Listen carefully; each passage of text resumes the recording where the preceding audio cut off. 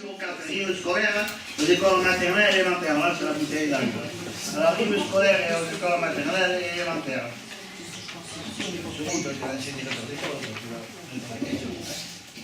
Donc le décret 2013-77 du 24 janvier 2013 relatif à l'organisation du temps scolaire dans les écoles maternelles et élémentaires fixe les principes généraux d'organisation du temps scolaire dans le premier degré à compter de la rentrée 2013.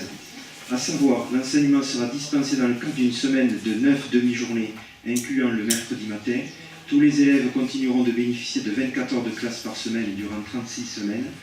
La journée d'enseignement sera en tout état de cause de maximum 5h30 et la demi-journée de maximum 3h30. Enfin, la durée de la pause médiane durera 1h30 au minimum. La réforme des rythmes scolaires s'appliquera de droit dès la rentrée scolaire 2013.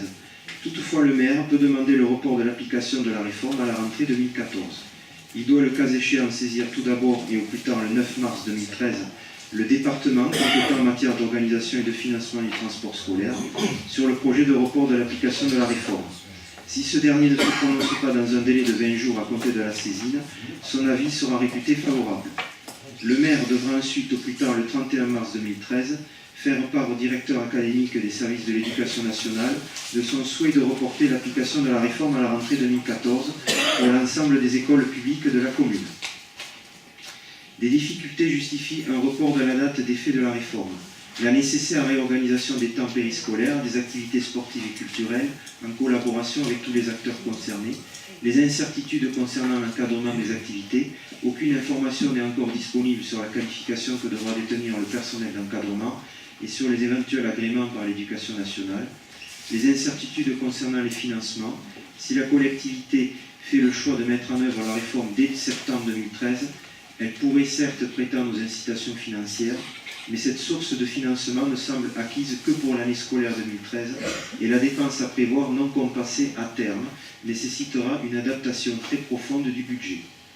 Du dialogue et de la concertation menée avec les enseignants et les représentants de parents d'élèves, il ressort clairement le souhait unanimement exprimé de solliciter un report de la date de mise en œuvre de cette réforme.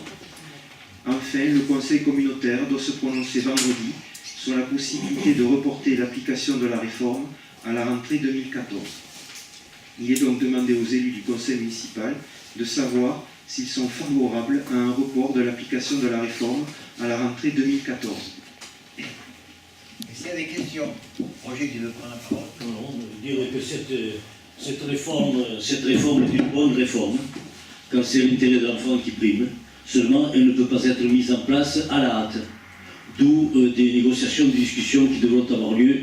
Et si on demande de voter le report de la mise en place de cette réforme, à titre personnel, je suis favorable au report, afin que les enseignants puissent se retourner, les associations des parents d'élèves aussi, et que la communication entre le directeur académique du département et les enseignants puisse s'effectuer, et que les enseignants avec la commune puissent élaborer quelque chose qui tienne la route.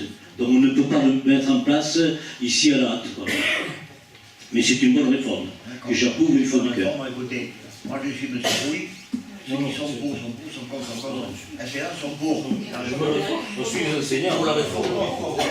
Pour le rapport, encore. Pour le report. Le report. C'est bon, le report. D'accord, allez. Question suivante, c'est fini, question suivante.